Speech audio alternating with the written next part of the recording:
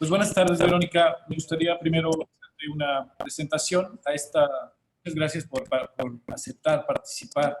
Organiza Galería Pescador y Atelier Monteleón sobre los 16 días de activismo contra la violencia hacia las mujeres y niñas. En el estado de Guanajuato. Para leer el trabajo de tu trabajo. Verónica Cruz ha trabajado desde el año 2000 en la descriminalización y desestigmatización social del aborto, acompañando y defendiendo a mujeres para garantizar su acceso a un aborto. Fue premiada en el año 2006 como defensora de derechos humanos por la organización internacional Human Rights Watch por su trabajo en defensa de los derechos sexuales y reproductivos, particularmente el acceso al aborto de las mujeres en Guanajuato, a un aborto seguro. Claro, no sé si me faltó algo. Está bien, así, está perfecto. Pues, bueno, más bien queríamos que nos dieras una aproximación hacia el feminicidio en el estado de Guanajuato y que nos dijeras desde tu perspectiva cómo está ese asunto aquí en Guanajuato. Sabemos que ocupa uno de los primeros lugares, si no es que el primer lugar en feminicidio, superando al Estado de México, a Morelos y actualmente también la impunidad en el Estado es grande. ¿Nos puedes hablar, por favor, de eso? Sí, me gustaría poder dividir como en dos momentos, ¿no? Las Libres, efectivamente hemos documentado este fenómeno desde el año 2000, justo 2000 al 2020. Uno de los temas en los que hemos estado documentando desde el 2000 es el asesinato de mujeres por el simple hecho de ser mujeres, ¿no? Sin embargo, el contexto y el mismo fenómeno han ido evolucionando cada vez más brutal, ¿no? Cada vez peor. Entonces, en varios sentidos. Entonces, por eso me gustaría como poder aclarar dos momentos en el contexto de Guanajuato. Los primeros 10 años, con mucha claridad, podemos advertir que el origen de los feminicidios mayoritariamente ocurren en el ámbito familiar, en el espacio privado y mayoritariamente esposos, parejas, exparejas, ¿no? Estaba muy clarito los primeros 10 años muy clarito el problema, ¿no? Ahí viene hasta el 2011, en todo el país se empieza a tipificar el tipo penal de feminicidio. Es hasta 2011 que logramos tener en Guanajuato el tipo penal de feminicidio y luego posteriormente en todo el país. De hecho, el año pasado fue Chihuahua, el último estado que lo tipificó.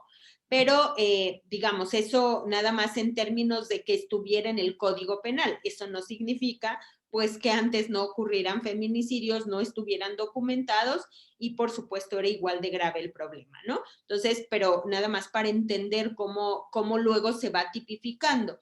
Entonces, estos primeros 10 años, nosotras, el dato, por ejemplo, el primer dato que tenemos del año 2011 son 29 asesinatos de mujeres todo el 2011. Todo el 2001, perdón. Todo el 2001 son 29 mujeres asesinadas. Hoy, 2020, casi vamos a llegar a la cifra de 400 mujeres asesinadas.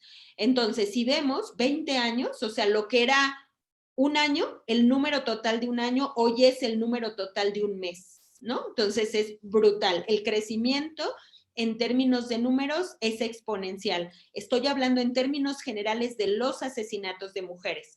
Como digo, en 2011 es cuando se tipifica. ¿Qué quiere decir tipificar el feminicidio? Reconozcamos y recordemos que el tipo penal de feminicidio se logra en todo el país gracias a la sentencia de Campo Algodonero, ¿no? ¿Qué es la sentencia Campo Algodonero? En Ciudad Juárez, lo que más conocíamos o lo que más se conoció mundialmente son las muertas de Juárez. Este fenómeno que se conoció no quiere decir que no pasara antes en todo el territorio mexicano, pero de manera muy brutal en Ciudad Juárez, pero sobre todo que las hermanas, las madres, las organizaciones de estas mujeres, mayoritariamente primero desaparecidas y luego encontradas muertas en este campo de algodón, campo algodonero, son las que empiezan a levantar la voz porque no había justicia, no investigaban, los restos de las mujeres parecían pues nada, ¿no? Como si no hubiesen sido seres humanos. Entonces, todo este clamor de justicia se hace mundialmente, se hace un gran ruido. pero es hasta 2009.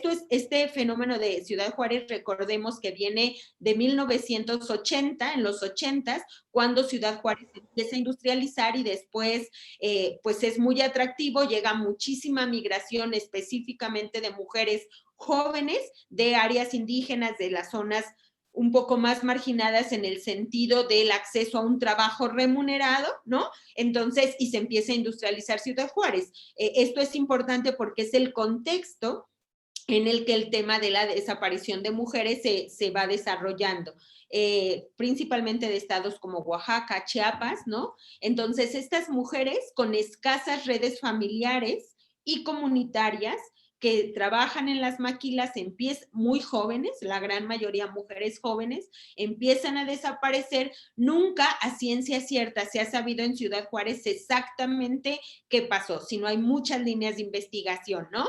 Entre la maquila, entre el tráfico de personas, ¿no? Entre la criminalidad, entre llevárselas a Estados Unidos, hay diferentes hipótesis, es decir, puede ser que todo pasó, todo eso pasó, ¿no? Pero lo más grave o lo que concentra la mayor problemática y lo que las identifica todas es la impunidad. Y es justo la impunidad, el no resolver Ciudad Juárez, lo que hoy nos tiene a todo el país sumido en este problema, ¿no? De asesinato de mujeres, de impunidad, nada más por eso, porque la vida de las mujeres no importa, ¿no? Después de muertas, tampoco, ¿no? Entonces, eso es lo que el movimiento feminista desde Ciudad Juárez para acá ha ido ganando en términos, por lo menos, de opinión pública, que la población entendamos que es muy grave un asesinato de mujer porque es por el simple hecho de ser mujeres, ¿no? Entonces, es esto lo que se va desarrollando. Entonces, se lleva 3 casos de estos de Ciudad Juárez, se llevan a la Corte Interamericana de Derechos Humanos, la Corte Interamericana de Derechos Humanos sentencia a México y parte de la sentencia le dice a México que tiene que tipificar, reconoce este fenómeno, dice que lo tiene que poner en los 33 códigos penales del país y por eso en 2011, dando cumplimiento a la sentencia Campo Algodonero, es cuando se empieza a tipificar el delito en todo el país. En el caso de Guanajuato son 7 características que se ponen en ese tipo penal de feminicidio. Entre ellas es una, la relación, la exposición del cuerpo, que haya habido violencia previa o violencia sexual, antes, durante o después del asesinato, el tema de que haya sido incomunicada. Estas 7 características en el caso de Guanajuato, basta con que una se cumpla y se actualiza el tipo penal de feminicidio. Entonces, es decir, 2010, como decía, el origen está muy clarito, violencia familiar. En 2010, de 2010 a 2015, las libres vamos viendo una evolución del fenómeno de cómo se va extendiendo a exparejas y cómo uno de los móviles es el tema de incluso cuando las mujeres, como al año regresaban estas exparejas a asesinarlas, se las habían sentenciado. Si tú me dejas, si te veo con otro, voy a venir a matarte. O mujeres que incluso habían anunciado que se querían separar. O mujeres que estaban ya con la demanda de divorcio. O mujeres que estaban peleando la custodia, la pérdida de patria potestad o la pensión alimenticia.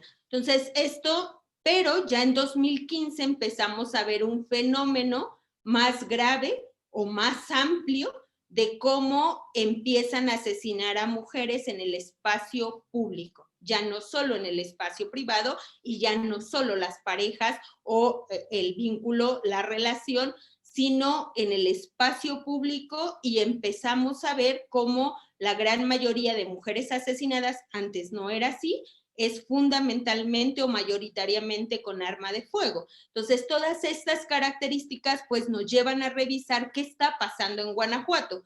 2015 ya advertíamos, ¿no?, que estaba involucrado este tema del crimen organizado ya en los asesinatos de mujeres, pero no sabíamos qué tanto. Es hasta los últimos 3 años, 2018, 2019, 2020, cómo efectivamente Guanajuato ha estado en los primeros lugares, este año en el primer lugar, con mayor número de asesinatos de mujeres que están relacionados con esta guerra criminal, con esta guerra entre cárteles, donde las mujeres están siendo uno de los grupos en situación de vulnerabilidad, porque son mujeres jóvenes, ¿no? Las que mayoritariamente están asesinando, mujeres que sí tienen violencia de género estructural casi desde que nacen, ¿no? Es decir, nacen en esta situación de riesgo, de vulnerabilidad, y luego van a ser asesinadas. Entonces, son dos fenómenos los que nosotras hemos ido como separando. Las mujeres, las que siguen matando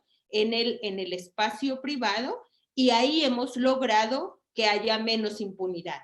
Toda esta lucha, especialmente de las libres y de otras organizaciones y de otros colectivos feministas, pero particularmente las libres, ha hecho un gran trabajo acompañando al sistema de procuración y administración de justicia para que haya investigaciones certeras, técnicas con perspectiva de género, para que no haya impunidad, y por el otro lado acompañando a las víctimas directas e indirectas de los feminicidios para que accedan a la justicia, a la reparación del daño, y bueno, no logramos ir caminando hacia la garantía de la no repetición. Efectivamente, el feminicidio son menos tipificados de acuerdo al tipo penal que tenemos en Guanajuato. Muchos más asesinatos de mujeres que no cumplen los requisitos para ser tipificados como feminicidio, pero eso no significa que sea igual de grave esa violencia contra las mujeres. Pero la diferencia, en el caso de los feminicidios, se va accediendo a la justicia, los feminicidas están en prisión, la mayoría tiene sentencias condenatorias. En el caso de los asesinatos de mujeres, el gran problema es la impunidad. Pareciera como si estas mujeres asesinadas en el espacio público con arma de fuego, relacionadas en este contexto de criminalidad, valieran menos en tanto víctimas, ¿no? También la sociedad, me parece que nos hemos ido acostumbrando a ver esto, a contar muertas y a no indignarnos lo suficiente para exigir también por estas mujeres justicia, ¿no? Entonces, y ahí, por supuesto, el Estado tiene toda la responsabilidad al no prevenir estos asesinatos de mujeres.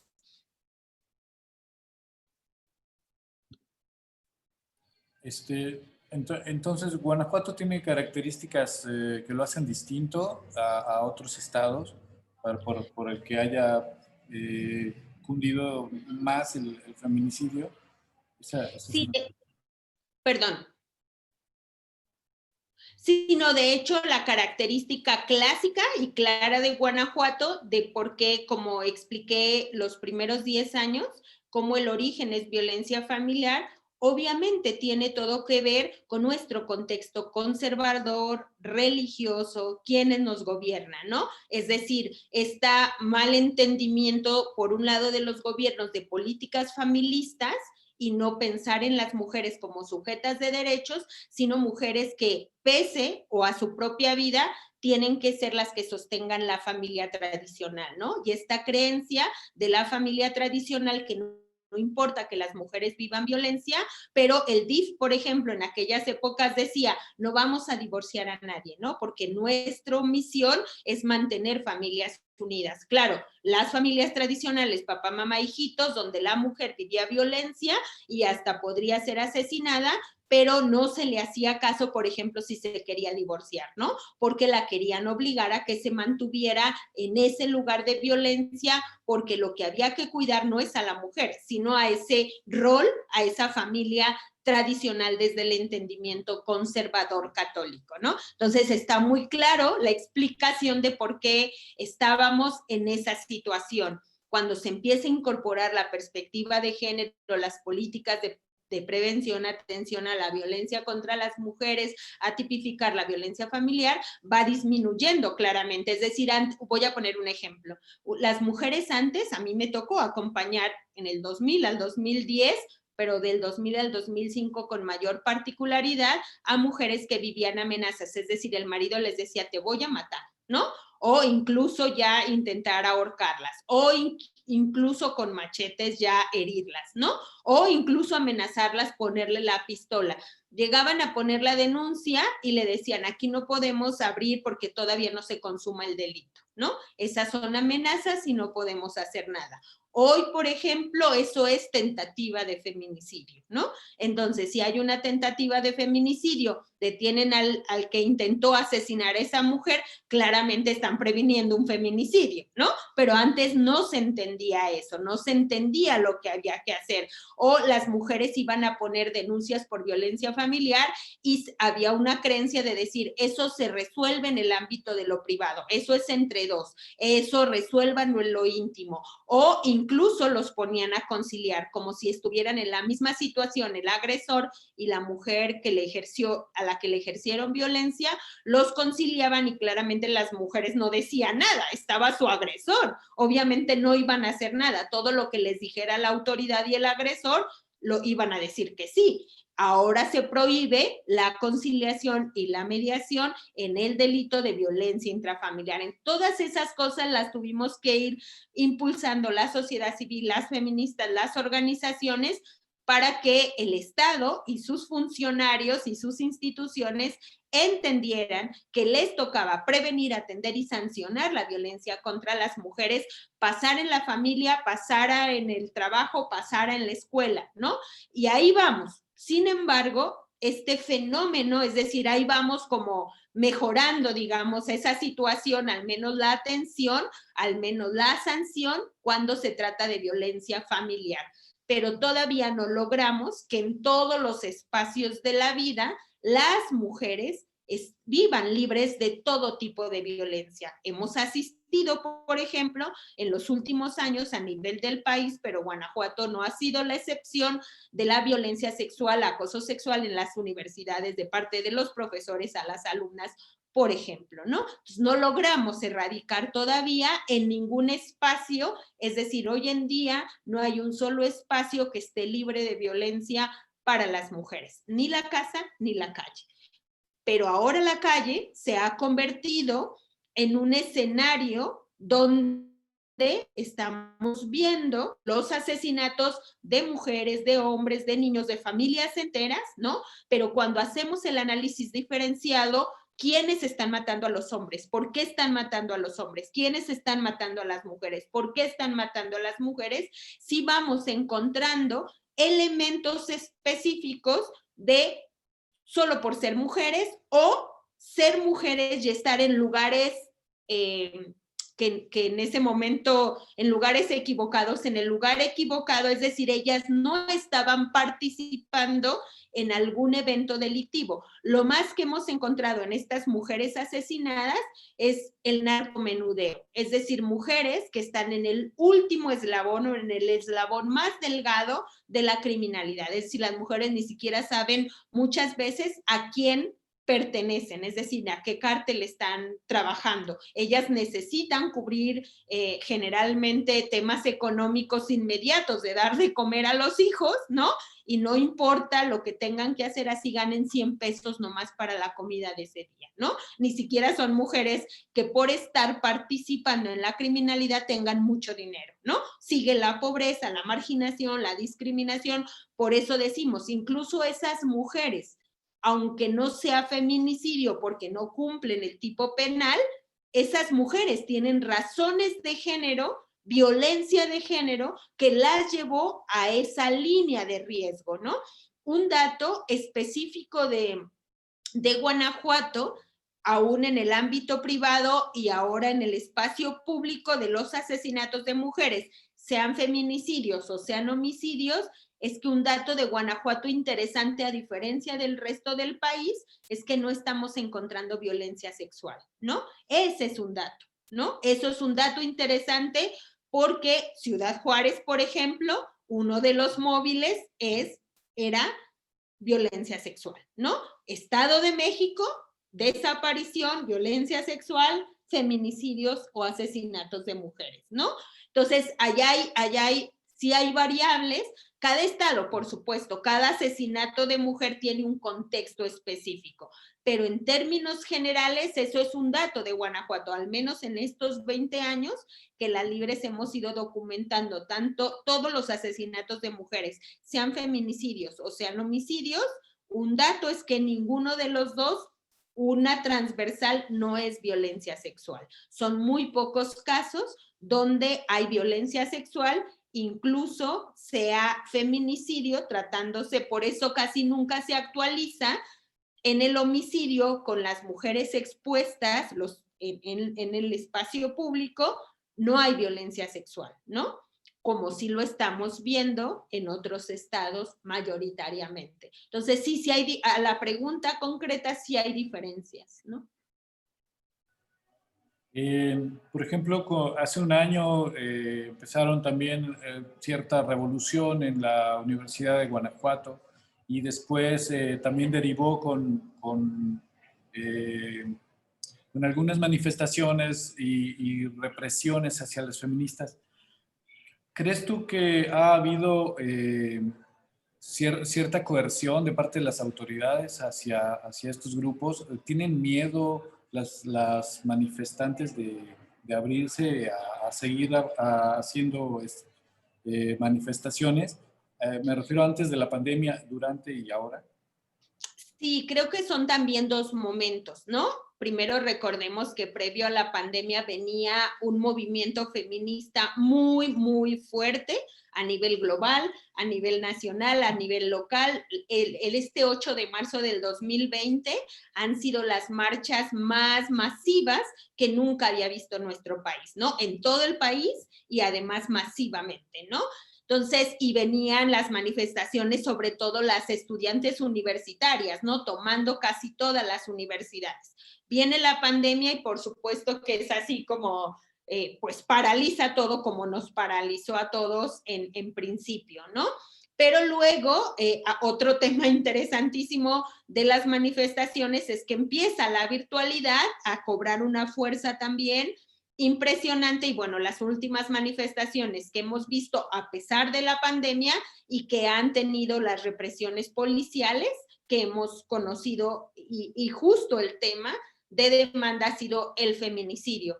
Me gustaría decir un poco el antes. Nosotras cuando en 2013, 14, 2010, en esa época, recuerdo que cuando salíamos a marchar, a hacer protestas el 25 de noviembre, el 8 de marzo, especialmente con el tema de feminicidio, lo hacíamos con familiares y víctimas de feminicidio, ¿no?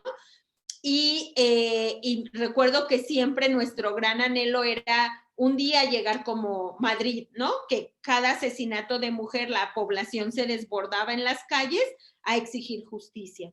Y creo que 10 años después, algo está pasando en México, ¿no?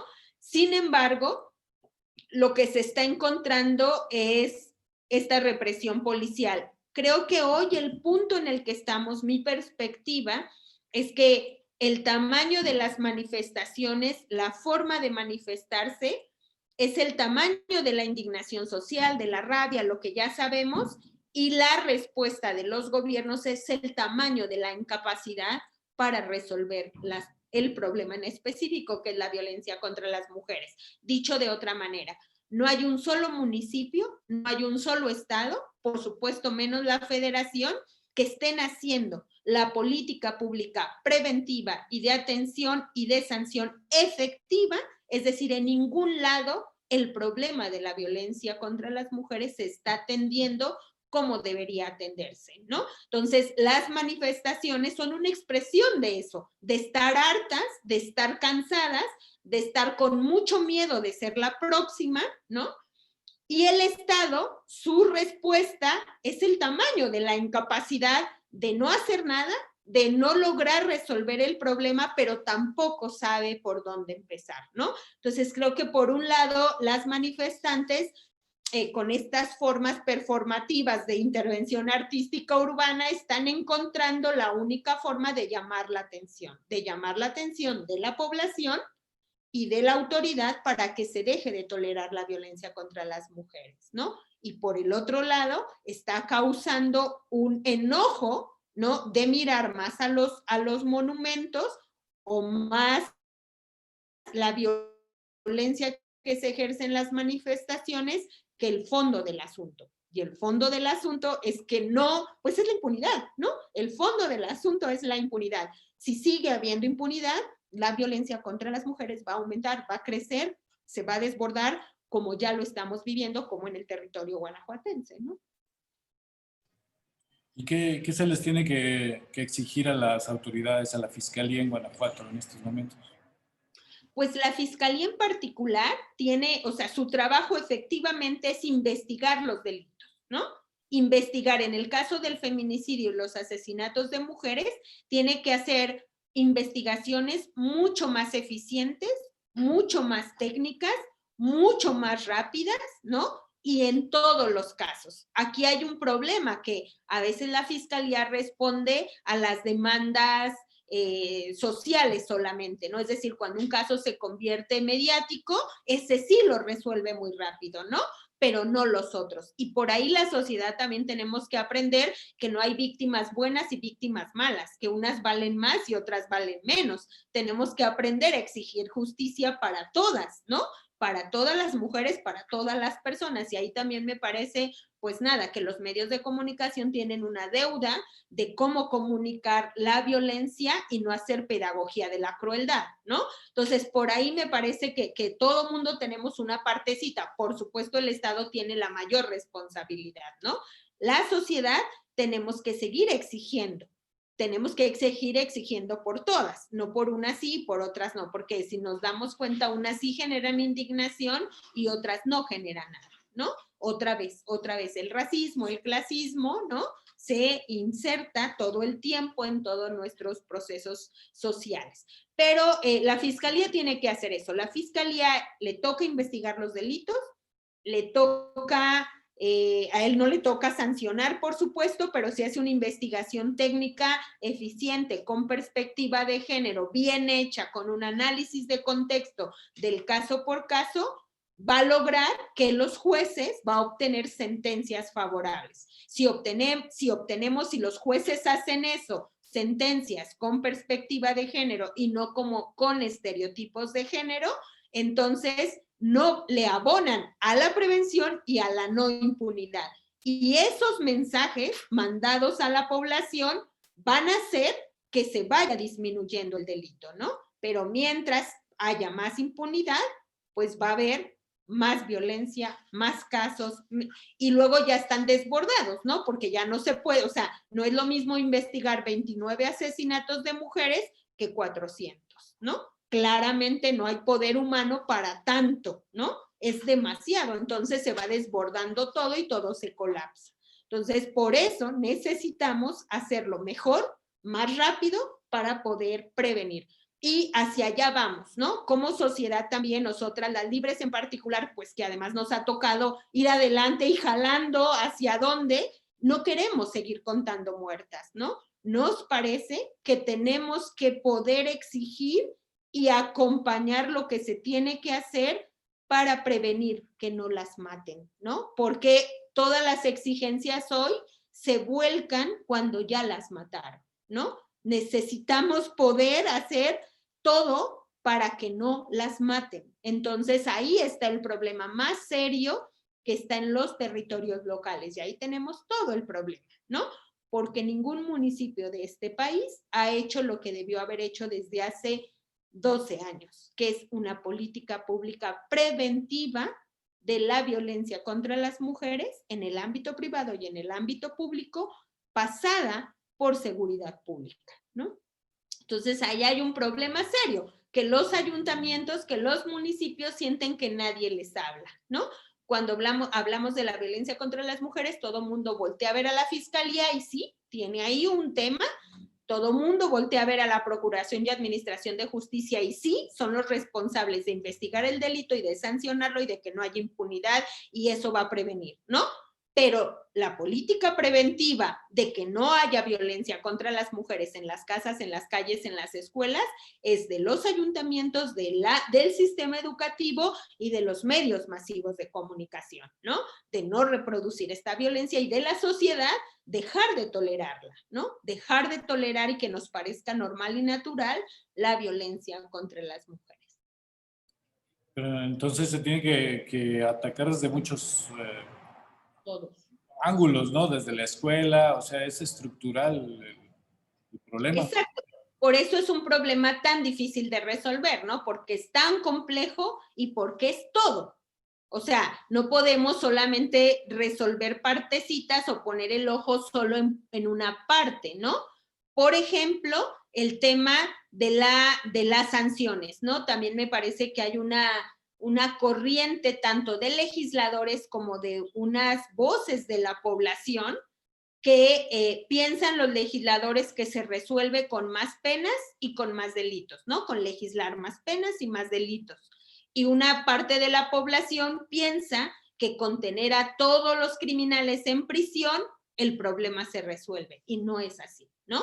Tampoco el punitivismo, tampoco nuestro sistema carcelario, tampoco eso resuelve. Entonces, por eso no podemos estar hablando de ya cuándo las mataron.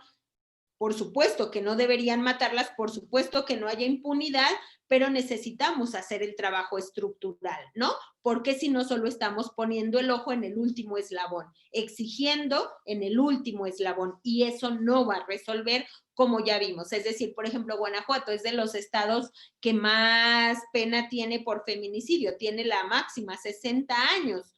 Pues no, con ponerle a todos los 60 años ya resolvimos, ¿no? Por supuesto que se manda un mensaje que es muy grave asesinar a una mujer, que es muy grave que sea un feminicidio, que el feminicida se va a pasar toda su vida en la cárcel, ¿no?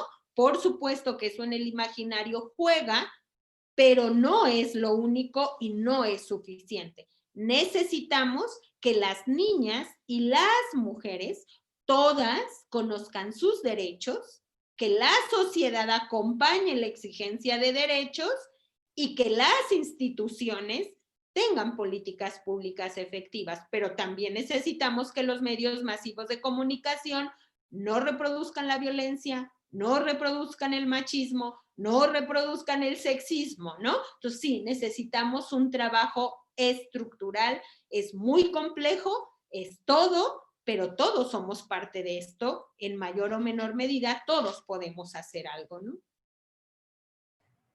Claro, pues sí. Bueno, pues creo que no sé qué más preguntarte sobre Guanajuato. Ciertamente el problema, la impunidad es uno de los grandes problemas, ¿no? Pero como dices, no se resuelve del todo eso, ¿no? ¿Tú has recibido reproches por algo, por esas críticas hacia el sistema jurídico? Sí, obviamente en todos estos 20 años, hablar de feminismo, incluso en el año 2000, pues a la población no le gustaba, ¿no? Era como, ¿cómo vamos a hablar de feminismo? ¿Eso qué? Eso es como de locas, de gente que no se quiere casar, ¿no? Etc. O sea, la gente con mucha ignorancia también sobre estas teorías filosóficas, ¿no? Lo que es el feminismo, ¿qué es eso? No más querer un mundo igual para hombres y mujeres y para todas las personas, porque todas las personas somos seres humanos, ¿no? Pero que no, el mundo no se ha visto solo desde los ojos de ser hombre, ¿no? Sino donde todos los seres humanos habitamos. Entonces, eso, tratar de que la gente hablara de eso, pensara en eso, le hiciéramos clic, pues al principio, por supuesto que generaba mucho enojo en la propia población. Obviamente el gobierno peor, ¿no? Porque si tenían esta idea de políticas familistas, obviamente no les gustaba que estuviéramos poniendo en el centro a las mujeres, ¿no? A las mujeres como sujetas de derecho. La ofensa más grande que nos hacían es: ustedes van a divorciar mujeres. No sé, me acuerdo mucho en las comunidades rurales donde nosotras íbamos a enseñar nuestros derechos a las niñas y a las mujeres, los señores, hombres, en broma y broma nos decían: pero no les abran tanto los ojos, ¿no? Y entonces uno entiende, claro, o sea, si las mujeres conocen sus derechos, pues ya no va el mandato de creer que las mujeres solo debemos ser madres, solo debemos casarnos como meta máxima de la vida. Nada, si las mujeres empiezan a saber que tienen derecho desde niñas a que no les ejerza violencia a nadie en ningún lado, que pueden estudiar, que pueden ser astronautas, que pueden ser presidentas de la República, pues eso no le gustaba casi a nadie, ¿no? Pero nada, o sea, ahí fue, pero después creo que somos una de las organizaciones que ha logrado un gran acompañamiento social en la lucha, ¿no? Porque creo que hemos podido ponerle a la población enfrente los problemas que generamos, las formas en las que los podemos resolver y cómo tenemos que hacer nuestro papel central: exigir, exigir, exigir, porque el Estado tiene la responsabilidad, los dineros y las leyes que tiene que cumplir. Hay una pregunta que hace Rosalinda. ¿Crees que en el Congreso de Guanajuato hagan falta diputados y legisladores que tengan estudios de perspectivas de género? Totalmente. No tenemos ni diputados ni diputadas que tengan perspectiva de género. Si tuvieran perspectiva de género, tendríamos leyes que le estarían dando respuestas al ejercicio pleno de los derechos de las niñas y las mujeres. Sí, sin duda, ¿no? Bueno, pues me parece que vamos cerrando entonces esta charla. Verónica, te agradezco mucho que esta oportunidad de que nos amplíes un poco el panorama. Por último, me gustaría saber tu opinión o cómo podríamos apoyar desde Guanajuato a lo que está pasando, por ejemplo, en Quintana Roo, y de qué manera estas mujeres la red feminista quintanarroense llama también a pedir que tomen también los congresos de todos los estados. En Puebla ya lo hicieron, pero en Guanajuato, ¿cómo podemos apoyar esta causa? Pues yo creo que es una muy buena iniciativa, ¿no? El día que tomemos los espacios públicos, y no solamente simbólicos, sino porque son de nosotras los ciudadanos y las ciudadanas, y les obliguemos a que hagan lo que tienen que hacer, porque la lucha por la legalización del aborto no es un favor, ¿no? Están en deuda. O sea, los legisladores hace 12 años que están en deuda desde que está el aborto en Ciudad de México, están en deuda con todas las mujeres mexicanas, porque se comprometen, los que van a la cosa pública tienen obligaciones, no es si lo quieren hacer o no lo quieren hacer, tienen la obligación de estandarizar los derechos al más alto estándar, y en el caso del aborto es Ciudad de México, ¿no? Entonces, en realidad es eso, es exigirle a los legisladores tomar el Congreso simbólicamente, y ojalá no solo simbólicamente, para obligarlos a hacer lo que tienen que hacer. Hasta hoy siguen pensando que los edificios públicos, que el dinero público es de ellos, ¿no? Que les pertenece a los legisladores. No, la casa legislativa es de los ciudadanos, y los ciudadanos, las ciudadanas, deberíamos tomar esos espacios hasta que cumplan con su obligación de garantizarnos los derechos a todo el mundo, ¿no? En este caso a las mujeres. Pero ellos siguen imponiendo sus creencias personales pensando que eso es lo que tienen que hacer. Y pues nada, solo estamos tirando el dinero a la basura, ¿no? ¿Para qué queremos legisladores si no pueden garantizar los derechos para todas las personas? Iniciativas como el PIN parental y estas pues son un retroceso para la vida legislativa. Claro, es toda una corriente y de hecho encabezada por legisladores, es decir, les estamos pagando nuestro dinero, con nuestro dinero están creando toda una corriente de pensamiento contra, bueno, no es ni de pensamiento, es decir, mucho de pensamiento, ¿no? De reproducción de rollos vacíos, carentes de contenido, de sentido, de reflexión, de querer imponerle formas de vida que ya no son existentes, que ya la población no las quiere repetir, para ir acotando esta progresividad de los derechos, ¿no? Ellos creen que los niños y las niñas no deberían recibir, por ejemplo, educación sexual, que son los padres y las madres los únicos que les tienen que dar, solo que los padres y las madres normalmente en educación sexual pasan su ignorancia, ¿no? O sus prejuicios o sus estereotipos. Ojalá todos los padres y madres estuvieran bien educados en educación sexual para dar una buena educación sexual. Por eso tiene que ser la escuela, porque tiene que ser profesional, porque tiene que ser técnica, porque tiene que ser científica, porque tiene que ser laica, porque tiene que ser libre de prejuicios. Ese es nuestro derecho constitucional y eso es lo que tienen que poder garantizarnos. Y nada, algunos diputados del PAN con dinero público organizándose para revertir estos avances en la progresividad de nuestros derechos que nos han costado mucho trabajo a muchas ciudadanas, ¿no? Bueno, pues te agradezco muchísimo la charla, Verónica. La vamos a estar reproduciendo en las redes y pues nada. No, muchísimas gracias por la invitación y estos ratos para pensar juntos. Sí, por supuesto. Y te lo agradecemos mucho y pues en otra ocasión nos veremos. Gracias. Un gusto, hasta luego. Hasta luego.